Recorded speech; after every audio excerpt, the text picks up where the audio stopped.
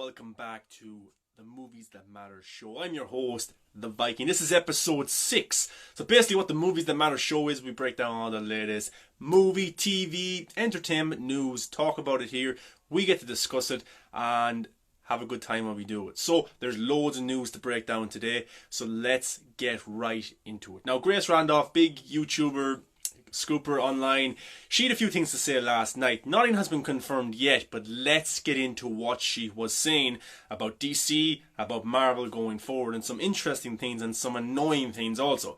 First up, Wonder Woman 84 has been delayed, I don't know, about 4, 5, 6 times at this stage. Got to do with COVID, but then there was other reasons as well. It was supposed to come out a year ago, November 2019. The film was supposed to come out. It was delayed.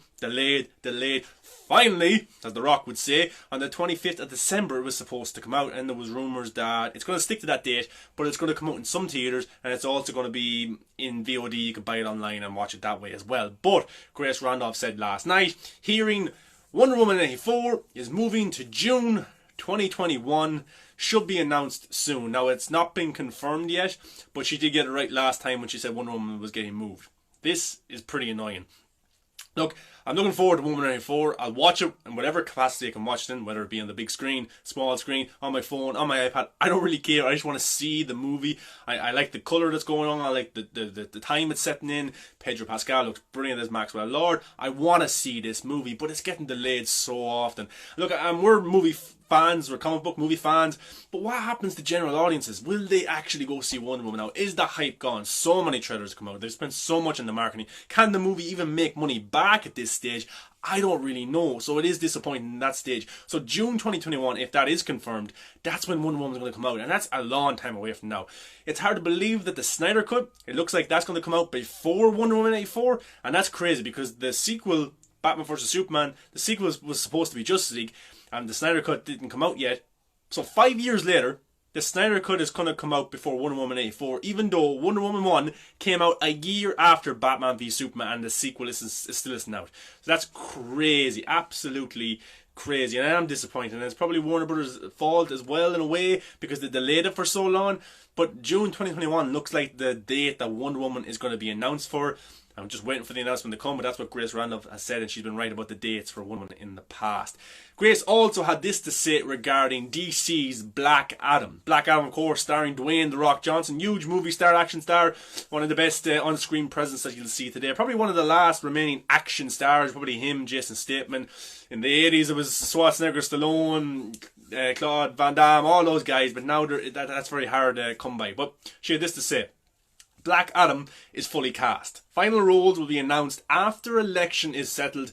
Plans to start filming in January. So every single cast member has been cast for Black Adam, but it hasn't been announced yet. Why? Because the election is going on in the US. So if they were to announce stuff right now, it would kind of get overshadowed by what's going on with the election and the votes, since that keeps going on and on. But the Black Adam cast is fully cast, and that's good to hear. So we'll find out who's going to be playing the other characters, which I'm excited to see. The cast so far seems fun, seems good. Seems like Dwayne "The Rock" Johnson's putting a lot of effort into this. It's been a long time since he was cast as Black Adam.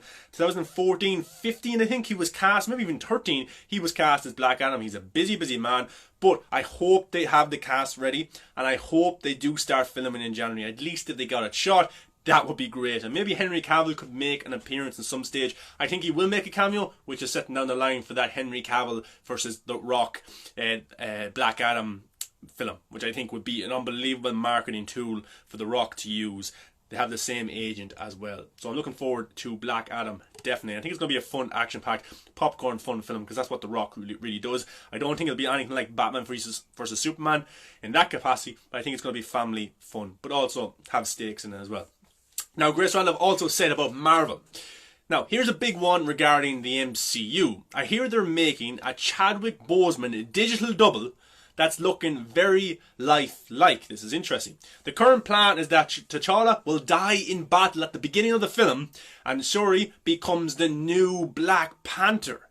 What do you guys think of that? Them using a CGI digital double for Chadwick Boseman going forward. Now, Chadwick sadly passed away earlier on this year. Great actor, was brilliant as Black Panther. But it looks like they're planning for the sequel, and they're going to make up some sort of storyline where T'Challa dies in battle and Shuri takes his place as the new Black Panther. How do I feel about that? You have to make it work. You also have to be respectful towards Chadwick Boseman, towards his family, towards his legacy as the character. Now, we'd all love for Chadwick to live on, and maybe they could do that as a CGI double or whatever way they do it, but I just think it is probably best to let the Black Panther character live on, let another actor play it, but also show tribute to Chadwick Boseman. And I think that's what Black Panther 2 should be. It should be a movie that is a tribute to Chadwick Boseman and the character that he got to play. So it's sad that it happened. Grace also says, there is a version of the script where T'Challa and Shuri's mother was killed a long time ago by Atlanteans, thus raising the stakes versus Namor. We'll see if they stick with that. So that's interesting if they actually do that going forward. I thought I would be a little bit disappointed if I was watching Black Panther 2 and they just said T'Challa died off screen and stuff like that. But I'm glad that they will address it in some capacity. They could have did the Fast and Furious thing with Paul Walker and said he's gone off into the sunset. He wants to be with family and things like that. That's a possibility too. But it's going to be interesting to see what they do. But I hope they pay tribute to Chadwick Boseman because I think that's the most important thing at the end of the day and towards his family. Now, Grace had this to say as well. She had a lot of things to say yesterday. As for Spiderman Tree, which I can't wait for, I can't confirm any deals are signed. But the latest I heard from my sources are Tobey McGuire is to be in 2 movies. And one of them would be Doctor Strange, and Andrew Garfield just the one. So Tobey Maguire will be in Spider-Man 3 and also in Doctor Strange 2. And don't forget who's directing Doctor Strange 2. Sam Raimi, the man who directed the 3 Spider-Man movies with Tobey Maguire. And Andrew Garfield, who never got his 3rd movie in the franchise, which he probably should have because it did so well at the box office. He's just going to be in the one, and I'm guessing that's going to be Spider-Man 3 if they can do it in that way. But I think it is a possibility that Sony could do their own style of Sinister Six with the 3 Spider-Man versus Sinister Six. But if Tom Holland is going to be the MCU Spider-Man, could Sony have their own Spider-Man in their own world that fights against Vulture, Venom, Morbius, if something like that was to happen, and do the Spider-Verse in that concept? Could it be Miles Morales? There's big hints of that. They're using that character a lot in animated form in the games, so why not make a Miles Morales Spider-Man movie, live action, into the Spider-Verse, have Tobey Maguire as a mentor or Andrew Garfield and do something similar with that? I would be very interested in that, but I want to hear your guys' thoughts about all the stuff that Grace had to say. Wonder Woman possibly moving, T'Challa being a digital double, Andrew Garfield being in 1 Spider-Man movie while Tobey Maguire is in 2, and see how that's going to go. But if any of this news does come true, the one I will be disappointed about is Wonder Woman, because I was looking forward to that film, but it's getting delayed again. Okay guys, let's move on to topic number 2. Topic number 2 is about Quicksilver. Now, Quicksilver appeared in Age of Ultron, directed by Joss Whedon. The character, surprised by me, was killed off in the movie, sacrificed himself for Hawkeye to live and I think a young child or a kid, and that's what happened that way. But there's been rumours that Quicksilver could make an appearance in the WandaVision TV show that's supposed to come to Disney Plus in December, and I'm looking forward to that show because the trailer looked weird, looked wacky, and I like those kind of things, and it looks like something different for the comic book movie genre in that capacity. But there's been Funko Pops of Quicksilver, of course played by Aaron Taylor Johnson, that he could appear in the WandaVision show. Now, I actually give huge props to Marvel for actually killing off a character and keeping that character killed off, because at times you think a character's dead, like Loki, and they come back, they're dead, they come back. Captain America, things like that. You think the character is dead, but then they always come back, and like it doesn't seem like there's any real stakes in the movies. But Quicksilver died in Age of Ultron, which I was surprised about, and I thought his arc in the movie was pretty good, and I was surprised they never brought him back, especially in Endgame. But fair play that they kept him dead. Now the difference, I would like to see him come back in the WandaVision show, but the difference here is the WandaVision show, it's kind of all in Scarlet Witch's head. She's being manipulated, or she's the one doing this because of her Vision's death. But that's how Quicksilver could come back, because remember, Vision is dead. So why can't Quicksilver himself come back in this kind of alternate reality where Scarlet Witch is creating the reality that she always wanted with Vision, with her brother alive, and them having kids? So that's a good possibility. But Funko Pops are seemingly being made of Aaron Taylor Johnson's of his Quicksilver, which I'm looking forward to if they actually do that. But that trailer looked brilliant. I will look forward to that show. It's supposed to be coming out in December, and it's something to look forward to at Christmas time. But guys, let me know your thoughts about Quicksilver coming back to the MCU in maybe a small capacity, but again, some capacity. But guys, let's move on to the next topic. Okay, so the Adam Sandler Halloween movie, Hubie Halloween. Look, I'm an Adam Sandler fan. I'm going to love all his stuff no matter what. Many people don't. Critics hate him, stuff like that. Okay, but he's signed to a big deal on Netflix. And recently, his new movie, Hubie Halloween, the Halloween-themed film, came out. And guess what? It's the #1 watched Netflix film in the US. And the movie's only out a month. Ridiculous. So it's the highest grossing, if you want to say, Netflix movie of 2020. So it shows the power that Adam Sandler still has, and it shows how valuable he is to Netflix as a brand. He signed a big deal with Netflix a few years ago, a 5-film deal. He recently signed a new 5-film deal with Netflix to do more comedies, more dramas and stuff like that. But that's where his movies seem to be coming out.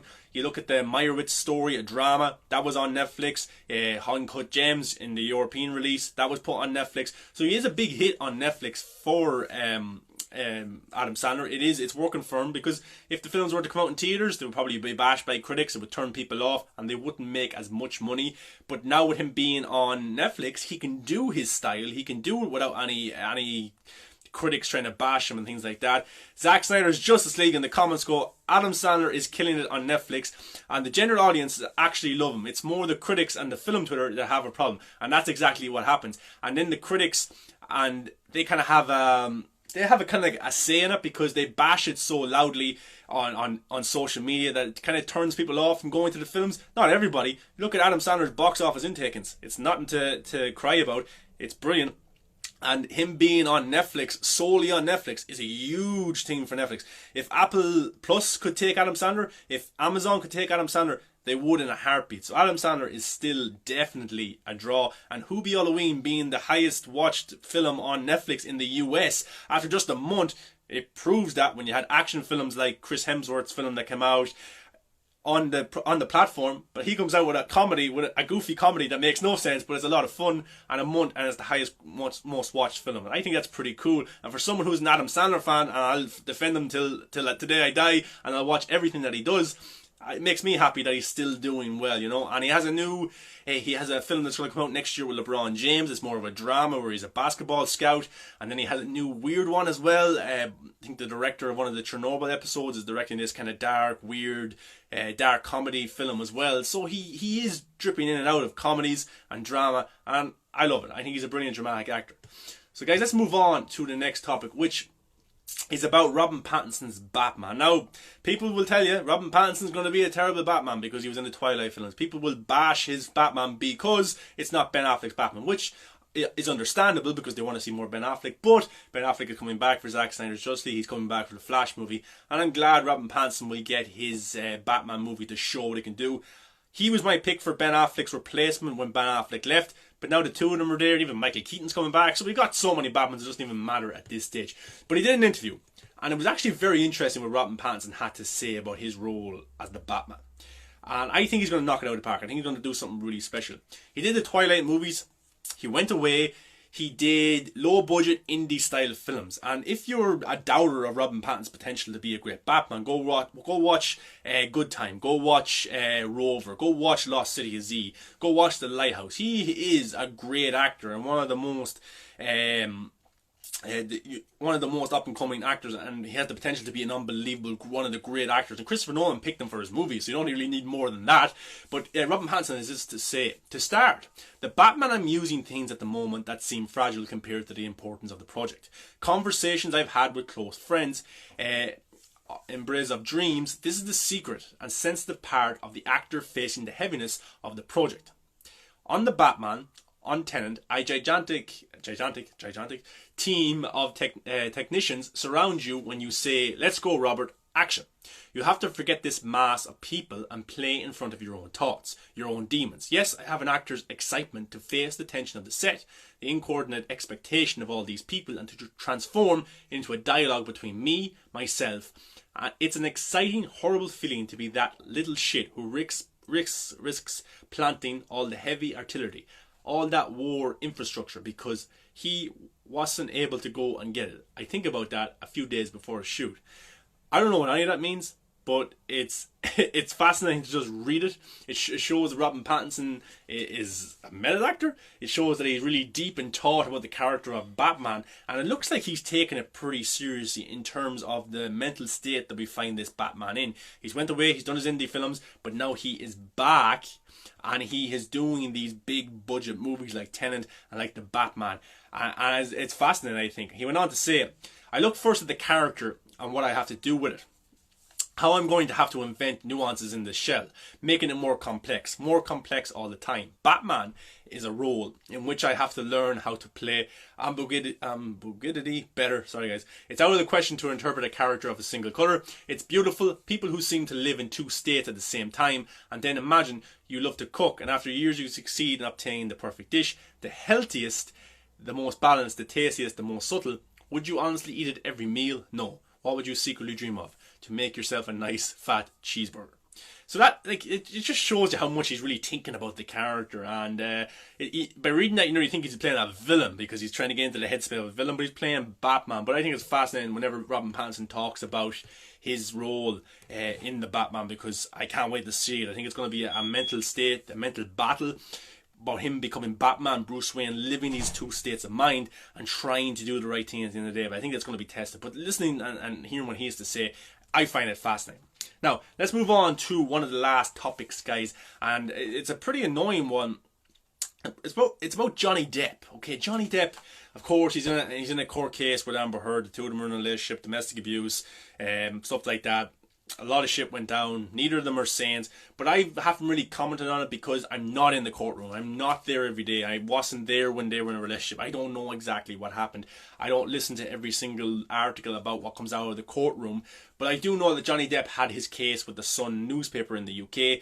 The UK Sun newspaper said they labelled him as a wife beater in one of their headlines. Johnny Depp sued them for saying false information out there, false headlines, and that court case was solved the other day. It was finalised, and the judge ruled Johnny Depp the Sun in being right in what they said, and said Johnny Depp practically was a wife beater. They're technically right, so that's went down there. He lost that case with the Sun, but the main case with Amber Heard, that's still ongoing. That hasn't been resolved yet, but it was bringing a lot of controversy and negativity towards Warner Brothers, but Amber Heard still has her job in Zack Snyder's Justice League. She's still Mera in Aquaman 2.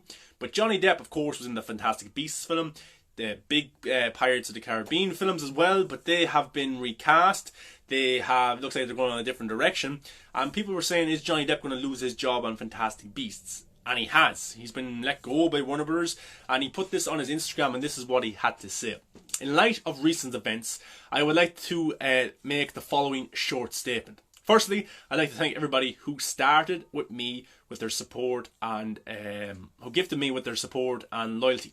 I have been humbled and moved by your many messages of love and concern, particularly over the last few days. Secondly, I wish to let you know that I have been asked to resign from my Warner Brothers role as Grindelwald in Fantastic Beasts, and I have respected and agreed to that request. Finally, I wish to say this: the surreal judgment of the court in the UK will not change my fight to tell the truth and confirm that I plan to appeal.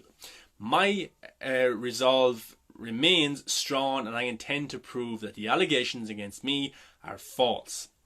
My life and career will not be defined by this moment in time. Thank you for reading. Sincerely, Johnny Depp. So Johnny Depp has left the role of Grindelwald in Fantastic Beasts. Okay, but he hasn't been convicted of the main case yet. The main case with Amber Heard has not been... It's not been finished yet. So what happens if Amber Heard is found guilty? Will Warner Brothers, will they fire her from Aquaman 2? Will they cut her out of Zack Snyder's Justice League? Why does Johnny Depp have to lose his job for losing a civil case? Not even the real case with Amber Heard. It is pretty fascinating, and I think it's a big loss for Warner Brothers. Johnny Depp is a bigger loss for Warner Brothers than Amber Heard. 100%. Pirates of the Caribbean, the people go to the Fantastic Beasts film to see him. He's a big draw. And now he is gone from those movies. The character's going to be recast. Colin Farrell will probably come back into the character. But I don't know. I find this fascinating. What happens if Amber Heard... Why does Amber Heard still have a job and Johnny Depp doesn't? So, I feel bad for Johnny Depp in certain circumstances. I'm not condoning anything that he did. I always separate the art from the artist in some cases, not every case. But this is fascinating that he's been let go, been fired by WB because of losing a civil case with a newspaper about a headline. You know, the real case hasn't even been settled yet, and Warner Bros. Have made up their minds and said, look, we're going to let you go, Johnny. You're not in the movies anymore. We're going to recast. But yet Amber Heard is still in Aquaman at the moment. She's going to be in Zack Snyder's Justice. We got to see her in the trailer. Is she going to be cut out of the trailers? Are they going to reshoot? Are they going to take her out? What's going to happen that way? But my interest for the Fantastic Beasts movies are pretty much gone, and I think a lot of people will have that mentality. I think that he's a big draw for those movies, and I think people hearing this, being fired in this way, when the case isn't even settled, I think a lot of people are going to give Fantastic Beasts a miss in theatres if it comes out. You know, it's been delayed to 2022, but guys, let me know your thoughts of Johnny Depp announcing that he has left Fantastic Beasts and where to find him. As Grindelwald, he will not portray the character anymore. He has stepped down because Warner Brothers have asked him to. What do you think of the whole situation with Amber Heard? Do you think she should be told to get off Aquaman and stay off that movie and Zack Snyder's Justice League? But I just find it very interesting and kind of hypocritical to a sense, especially with all the stuff going on with Ray Fisher at the moment with Warner Brothers. His kind of appeal to call out people like Toby Emmerich, Jeff Johns and Josh Whedon over their racial abuse and certain things that he has said. But Warner Brothers is still a mess. It really is in a capacity. I'm glad the Snyder Cut is going to be on HBO Max and not released by Warner Bros. As a theatrical experience. Different people involved to an extent. So yeah, guys, let me know your thoughts on all the topics that we talked about today. If you watch live on Instagram, thank you very much. If you're watching later on Instagram or on YouTube, get in the comments. Let me know your thoughts on all the topics that we talked about today. I hope you watched The Mandalorian. I hope you find it very good. I'm going to watch The Mandalorian episode 2 now, and I'll do a review in a little bit, guys, for you. So definitely keep an eye out for that. But guys, thanks for watching today. Don't forget to subscribe on YouTube at Movies That Matter. Come follow me on Twitter, MovieBuff100, and follow me here on Instagram for the latest movie news, breakdowns, and reactions. Guys, have a good day, and thank you for watching.